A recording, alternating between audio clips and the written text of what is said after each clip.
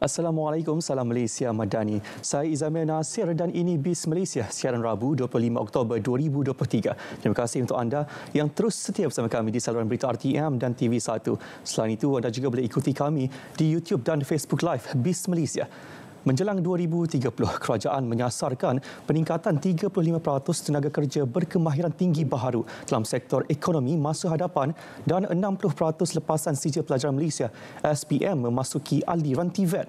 Hal ini terus diyakini dengan peruntukan 6.8 bilion ringgit yang diumumkan oleh Perdana Menteri menerusi Belanjawan 2024. Pasca Belanjawan memperkasa TVET. Topik ini akan menjadi fokus BIS Malaysia hari ini. Sebelum itu kita ikuti dulu laporan saham yang disediakan PNB Investment diikuti harga komoditi.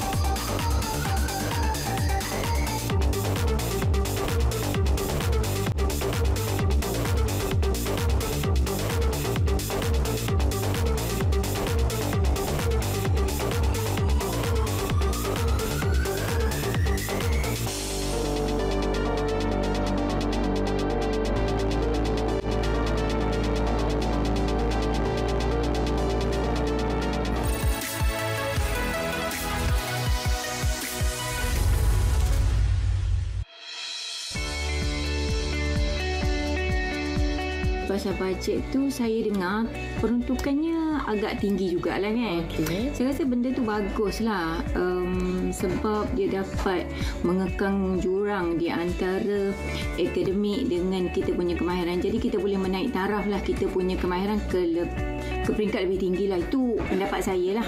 Okey, untuk pemberian lebih banyak dana untuk TVET dapat memberi sumbangan yang besar kepada pertumbuhan ekonomi dengan menghasilkan tenaga kerja yang sangat terlatih dan fleksibel.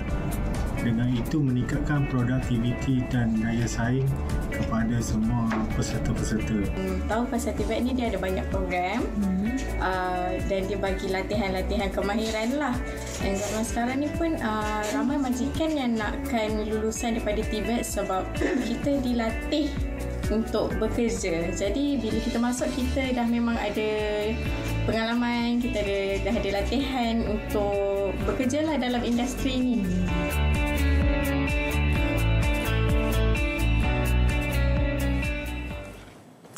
Saudara, negara memerlukan tenaga kerja terlatih dan memiliki kemahiran tinggi bagi memastikan ekonomi negara terus mampan dan berdaya saing.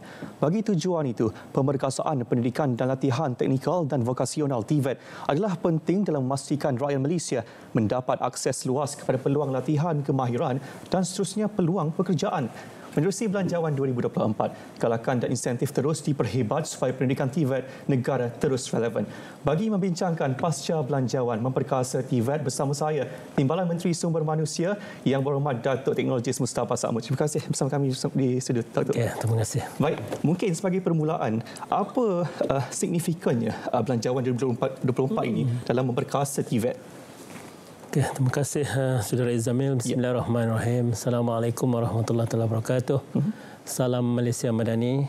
Sebelum saya mulakan, saya ingin menzahirkan solidariti kita kepada rakyat Palestin yang sedang dinafikan hak mereka pada saat ini. Kita minta supaya semua rakyat Malaysia dan seluruh dunia mengecam tindakan Zionis Israel yang tidak henti-henti menafikan hak rakyat Palestin. Okey, kita berbalik kepada persoalan yang telah ditimbulkan oleh Saudara Izamil tadi. Memang bajet tahun hadapan kita diperuntukkan sebanyak 6.8 bilion untuk memperkasa TVET negara. Dan ini sebenarnya adalah merentasi 12 kementerian yang ada di Malaysia yang juga melaksanakan program TVET ini. Kementerian Sumber Manusia antaranya, Kementerian Belia dan Sukan, kemudian yang lain-lain juga lah. yang juga terlibat sama. Dan saya ingin petik beberapa jumlah peruntukan yang telah disebut oleh Yang Amat Berhormat Perdana Menteri semasa membentangkan bajet pada baru-baru ini. Yang pertamanya diperuntukkan sebanyak 180 juta melalui PTPK, agensi di bawah Kementerian Sumber Manusia. Dana latihan ini, TVET ini disediakan untuk 12,000 pelatih. Tahun lepas tahun ini, bajet tahun lepas, tahun ini kita diperuntukkan 178 juta. Dan ini adalah peningkatan 2 juta untuk 12,000 pelatih. Dan ini juga 20 juta itu diperuntukkan untuk pelatih yang mengikuti bidang maritim, kesenian di Aswara dan juga penyelenggaraan sektor aero angkasa. Ini cuma disebabkan banyak permintaan, saya jangka yang ini pun tidak mencukupi, tapi memadailah untuk kali ini.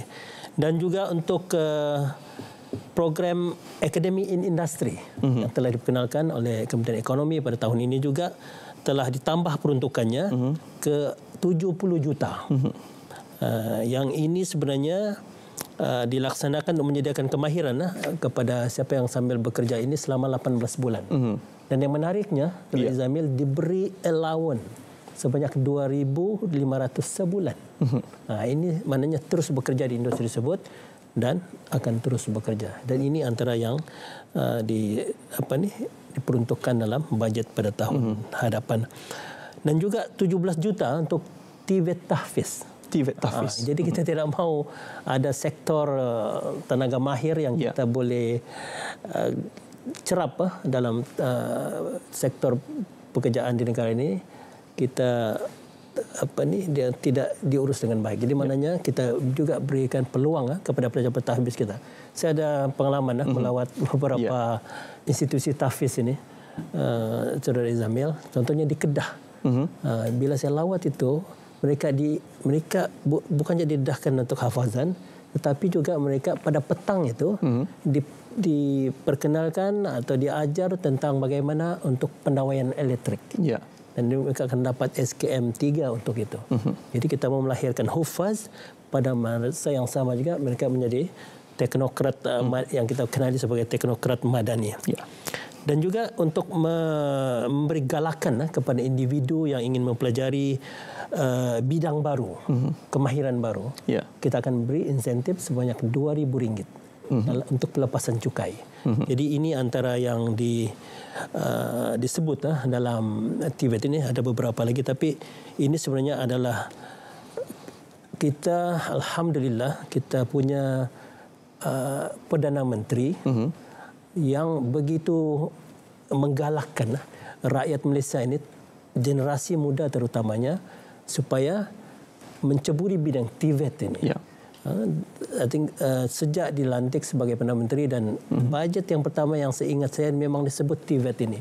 Ini telah membuka mata rakyat Malaysia supaya dapat menjalani kursus TVET. Dan ini juga menyebabkan beberapa peruntukan diperuntukkan tahun lepas itu tidak mencukupi. Seperti yang saya sebut tadi, 180 juta untuk PTPK ini saya jangka tidak akan mencukupi. Sebab permintaan kepada bidang TVET ini semakin banyak sekarang ini. Jadi ini yang kita minta supaya kita terima dulu bajet ini supaya ada penambahan mungkin pada midterm review pada tahun hadapan. Datuk, peruntukan yang dikeluarkan, yang diberikan oleh Perdana Menteri dan juga kerajaan adalah sebanyak RM6.8 bilion untuk bidang TVET itu sendiri. Bagaimana Datuk melihat belanjawan 2024 ini dijangka memberi kesan juga kepada kita tahu untuk pembangunan bakat tempatan? Ya, memang antara yang sasaran kita di negara ini ialah untuk melahirkan 35% tenaga mahir. Okey. Jadi ini sasaran kita. Mengikut rekod yang setakat ini yang kita ada, kita baru mencapai 31.9%. So ada lagi gap yang kita perlu capai menjelang 2030. Jadi belanjawan ini memang dibentang khusus untuk menangani isu-isu supaya kita boleh lahirkan bakat tempatan kita. apa masalah yang berlaku di negara ini? Ya. Satu yang kita kena ingat tentang keciciran belia. Bila zaman COVID itu kita dipanggil lost generation yang tidak menyambung pengajian ke peringkat yang lebih tinggi. Dan mereka ini tercicir. Jadi ini ada beberapa insentif yang juga dibentang dalam bajet ini tentang kepada Perkeso di bawah Agensi Kementerian Sumber Malaysia untuk bidang program Bina Kerjaya Madani sebanyak 35 juta. Ini untuk supaya mana-mana anak-anak kita yang mengikuti industri gig, yang ini juga kita boleh latih mereka supaya mereka dapat masuk ke dalam alam pekerjaan. Jadi itu antaranya. Dan juga saya mau sering saya di mana-mana saya sebut TVET ini memang keboleh pasarannya amat tinggi. Amat tinggi. Saya sudah pergi ke semua institusi TVET di bawah Kementerian Sumber dan juga yang tempat yang lain. Memang rata-ratanya 95% memang dapat pekerjaan. Even sebelum mereka habis belajar, tamat belajar, sudah ditawarkan ataupun di-booking oleh industri yang di sekitar itu. Jadi keboleh pasarannya memang amat tinggi. Dan kita juga mau supaya walaupun kita membangun bakat tempatan ini, satu lagi kita cuba usahakan supaya mereka juga dapat gaji yang wajar ini. Dan itulah sebabnya sekarang ini kita beralih daripada gaji minimum ke gaji progresif. Dan ini sebenarnya untuk melihat tentang bagaimana anak-anak yang belajar ini akan diambil kira pentauliahan mereka, sijil yang mereka ada, dan itu kita perlu bukan gandakan, maknanya tambah gajinya mengikut sijil yang dia ada dan pengalaman yang dia ada. Dan juga kita sebenarnya antara langkah awal kita dalam bajet ini kita supaya kita dapat melahirkan bakat masa hadapan ini. Sebab seperti yang kita tahu sekarang ini kita akan masuk ke new technology baru, teknologi hidrogen, teknologi kenderaan elektrik, dan ini juga memerlukan beberapa penekanan dalam bajet ini supaya kita dapat menyediakan kursus-kursus yang bersesuaian supaya kita dapat melahirkan tenaga tempatan yang mampu kita tawarkan kepada pihak industri. Dan ini juga sebenarnya adalah untuk kita menyokong Pelan Hala 7 Peralihan Tenaga dan juga Pelan Induk Perindustrian Baru 2030. Dan ini sebenarnya kita yang kedua-dua master plan ini kita jangka akan dapat menyediakan peluang pekerjaan sebanyak 3.4 juta menjelang 2030. Ini ruang yang cukup banyak. Tapi ialah kita ada masa lagi, tapi untuk tahun hadapan bajet yang disediakan sebenarnya 6.8 bilion itu kita perlu selaraskan dengan 12 kementerian ini supaya kita tidak bersaing sesama sendiri dan kita tawarkan program-program yang bersesuaian dengan teknologi semasa. Baik Datuk, mungkin pandangan Datuk mengenai kenyataan bahawa TVET ini adalah faktor sokongan utama yang menjayakan pelaburan-pelaburan dalam negara Malaysia. Apa mungkin pandangan Datuk? Ya, ini satu usaha yang kita sedang buat dan dalam kementerian ini kita mengambil gagasan ekonomi madani yang telah ditawarkan oleh Yang Amat Berhormat Perdana Menteri semasa membentangkan rancangan Malaysia ke-12, iaitu tentang bagaimana kita mengalihkan pusat graviti ekonomi Asia itu melalui tenaga kerja kompeten dan kebal pada masa hadapan, ataupun dengan dalam bahasa Inggerisnya Shifting Asian Economic Center of Gravity with Competency and Future Ready Malaysian Workforce. Jadi ini adalah usaha kita untuk menyokong pelaburan-pelaburan baru yang sedang meningkat di negara ini. Seperti yang kita sudah maklum, Yang Amat Berhormat Perdana Menteri telah membawa pelaburan daripada China sebanyak 170 bilion. Dan juga apabila Perdana Menteri ke Timur Tengah juga membawa pelaburan yang bernilai 40.6 bilion daripada United Arab Emirates. Ya. Dan juga beberapa pelaburan lain untuk sektor-sektor yang baru ini. Jadi ini yang kita sekarang ini sebenarnya kita mau supaya tenaga mahir yang kita lahirkan ini dapat menyokong industri-industri yang kita sebut tadi seperti otomasi, kecerdasan buatan, artificial intelligence dan juga Internet of Things. Dan ini juga sebenarnya yang kita sedang cuba usahakan di peringkat kementerian dan juga di peringkat pelbagai kementerian yang kita gabungkan dalam Majlis TVET negara ini untuk mencakna, mencari jalan supaya kita dapat menyediakan, menyokong pelaburan-pelaburan baru. Tidak ada guna pelaburan baru datang, Saudara Zamil, tapi kita tidak dapat menyediakan tenaga mahir. Sebab yang penting, pelabur juga akan melihat kekuatan kita dari segi tenaga mahir ini. Kalau kita tidak bersedia, maknanya dia akan mencari tempat lain. Jadi ini antara usaha-usaha yang kita coba buat. Baik Datuk, bila kita bercakap mengenai pelaburan-pelaburan dan juga kementerian-kementerian yang perlu duduk berbincang bersama-sama, menurut ucapan daripada Perdana Menteri, setakat 5 Oktober, 17 GSC dan 44 syarikat swasta terlibat dalam pemeteraian MOU dari segi pembangunan kurikulum, tenaga mahir dan sebagainya. Mungkin apakah cabaran-cabaran yang dihadapi untuk kita memperkukuh ataupun memperkasa hubungan semua yang terlibat dalam TVET ini? Ya. Ini sebenarnya yang menjadi isu utama apabila kita ambil alih kerajaan ini. Kita dapati bahawa ada 12 kementerian yang menjalani program TVET yang hampir sama. Dan kita bersaing sesama sendiri dan kita berebut pelajar-pelajar ini. Dan ini yang diminta oleh Yang Amat Berhormat Perdana Menteri supaya kita selaraskan, dan itulah telah diwujudkan Majlis TVET Negara yang dipengerusikan oleh Yang Amat Berhormat Timbalan Perdana Menteri Dr. Seri Dr. Ahmad Zahid Hamidi untuk kita selaraskan perkara ini. Dan ini yang sebenarnya kita sudah berbincang dalam, saya fikir dalam 3 mesyuarat.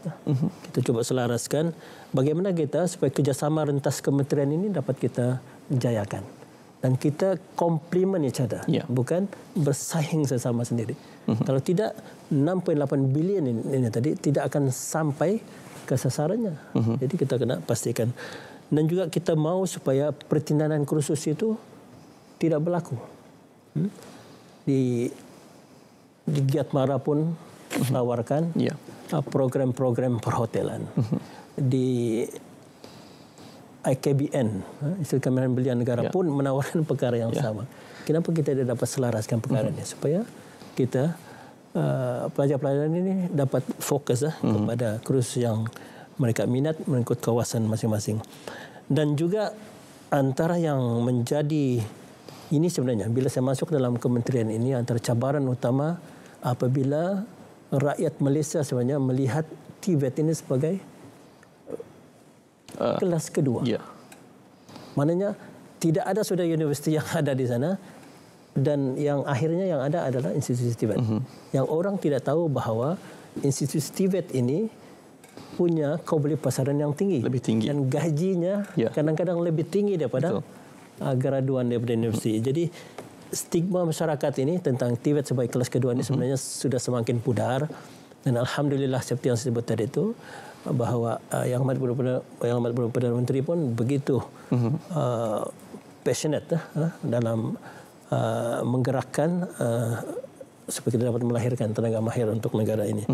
Dan satu juga yang kita kena lihat sisi lain, iaitu tentang kita tidak mahu, Rizamil, kita kebergantungan kita dengan buruh asing ini. Saya sebut dalam beberapa jawapan di Parlimen, sekarang ini sudah ada lambakan. Betul. Sepatutnya dalam kita mengurus pekerja asing ini, polisi kita hanya 15% daripada bilangan tenaga kerja kita. Tapi sekarang ini sudah melebihi. Sepatutnya 24 juta, sekarang kita sudah pergi 2.7 juta. Jadi ini yang menjadi cabaran kepada lebih 3 juta. Baik Datuk, di awal 300,000 bukan 300,000. Melebihi 2.4 juta, sekarang ini sudah 2.7 juta. Sebenarnya 300,000 lebih. Baik Datuk, di awal tadi Datuk ada jelaskan insentif strategi yang digariskan di bawah belanjawan madani. Apa mungkin perubahan dan penambahbaikan yang Datuk lihat penting dalam usaha untuk kita memperkasa bidang pendidikan TVET ini Datuk? Okey, antara yang disebut oleh Yang Amat Berhormat Timbalan Perdana Menteri, saya ingat dalam meeting terakhir kita, Majlis TVET Negara. Sebenarnya TVET ini adalah game changer. Game changer. Kalau kita mau negara ini berubah untuk menjadi negara maju, game changernya adalah TVET. Bagaimana kita melahirkan tenaga mahir yang boleh menyokong usaha kita untuk menjadi negara maju dengan teknologi baru yang kita sebut berapa tadi. Jadi penubuhan Majlis TVET Negara ini sebenarnya antara penambahbaikan yang menjadi faktor utama sebagai game changer untuk kita selaraskan. Dan seperti yang Saudara Zamil sebut juga tadi, bahawa kita telah memeterai sebanyak 66 industri, syarikat GLC berkaitan kerajaan dan juga swasta yang telah memeterai MOU. Kita panggil dah Memorandum of Cooperation, Memorandum kerjasama. Di mana mereka akan memberi nasihat kepakaran kepada pensyarah pelatih-pelatih kita, tenaga pengajar kita, supaya mereka dapat update dengan teknologi baru. Dan dalam beberapa perkara juga mereka menyumbang peralatan-peralatan terkini supaya kita tidak menggunakan peralatan yang terkini. Sebab ada beberapa institusi TVET yang saya lawat sendiri, mereka masih dengan teknologi yang lama. Jadi kita minta supaya pihak industri dapat satu kepakaran, yang kedua supaya menyumbang peralatan terkini supaya akhirnya nanti tenaga mahir yang kita lahirkan itu memang sesuai dengan industri. Dan juga antara penambahbaikan juga yang saya sebut juga tadi tentang Akademi Industri yang baru kita lancarkan pada tahun ini. Dan ini memang kita mau supaya belia-belia pelatih ini terus bekerja di industri. Dan akhirnya diserap masuk. Jadi kita akan mengurangkan, selain kalau dulu kadang-kadang sekarang ini belia-belia ini tidak mau dia terlalu lama dalam satu institusi, dia tidak tahan. Tapi kalau dia dalam konteks sambil bekerja, itu akan dapat menarik minat. Apalagi kalau allowance-nya itu melebihi, mencapai dalam lebih kurang 2.500. Dan juga kita ada yang selalu sebelum ini, baru Akademi Industri, tapi sebelum ini pun kita ada SLDN, Sistem Latihan Dual Nasional.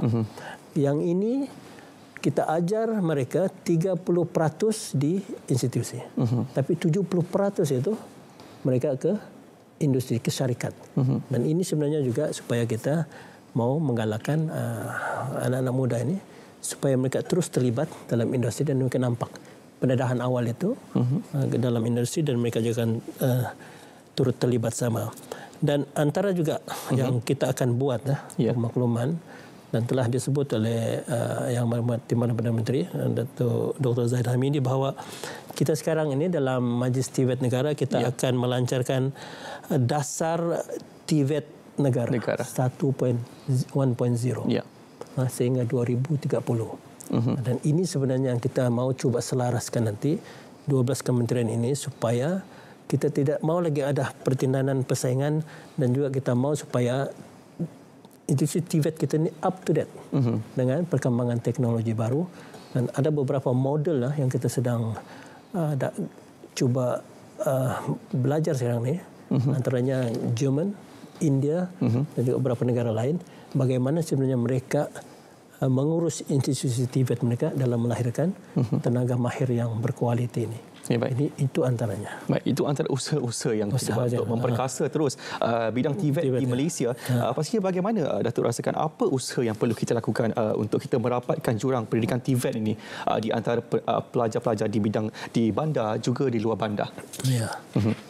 Yang ini sebenarnya yang dalam konteks ini kalau kita lihat taburan institusi TVET yang ada di negara ini sebenarnya memang sudah disusun bahwa ada di bandar dan juga ada di luar bandar, terutama Gate Mara. Gate Mara ini berada di setiap daerah, walaupun daerah kecil. Tetapi sebenarnya itu jurang pendidikan. Tapi kita sebenarnya kena lihat dari sisi yang lain juga. Satu jurang pendidikan, satu lagi jurang pendapatan yang membawa kepada jurang kemiskinan. Jadi apa yang dibuat oleh institusi TVET yang ada sekarang ini, kita fokus kepada golongan B40 yang ada di merata-rata di negara ini. Ini sebenarnya antara usaha kita ambil pelajar-pelajar golongan B40 ini, bawa mereka ke institusi TVET, latih mereka dan mereka dapat pendapatan yang tinggi dan akhirnya dapat membantu keluarga mereka keluar daripada kepompong kemiskinan. Jadi jurang pendidikan itu satu perkara, tapi yang lebih utama sebenarnya kita mau supaya jurang kemiskinan bandar dan juga luar bandar itu kita akan dapat rapatkan untuk supaya kita dapat menangani isu-isu kemiskinan yang istilahnya kalau yang amat berhormat Perdana Menteri kata menoktahkan kemiskinan. Ini antara agenda-agenda yang kita cuba buat. Dan sebenarnya satu lagi yang saya mau sebut bahawa selain daripada kebolehpasaran yang tinggi itu, kita juga melahirkan usahawan-usahawan. Rezamil saya sudah melawat di beberapa negeri hebat. Graduan TVET kita yang lahir daripada institusi TVET ini apabila menceburkan diri dalam bidang keusahawan memang mereka hebat. Mereka dapat menyadap pendapatan yang tinggi dan juga dapat mengambil pekerja daripada institusi TVET. Ya, betul. Jadi ini sebenarnya yang baik. Banyak lagi kita akan boleh bincangkan sebenarnya, Datuk. Kita akan mungkin jemput untuk sesi yang seterusnya. Baik, dengan itu kita ucapkan terima kasih kepada Timbalan Menteri Sumber Manusia yang berhormat Datuk Teknologis Mustafa Sakhmud dengan kupasan topik kita itu tadi. Maka berakhirlah BIS Malaysia edisi Rabu 25 Oktober 2023. Dari sungai hingga ke segara, Palestin pasti merdeka. Saya Izamil Nasir. Salam Malaysia Madani, tekad perpaduan penuhi harapan. Assalamualaikum.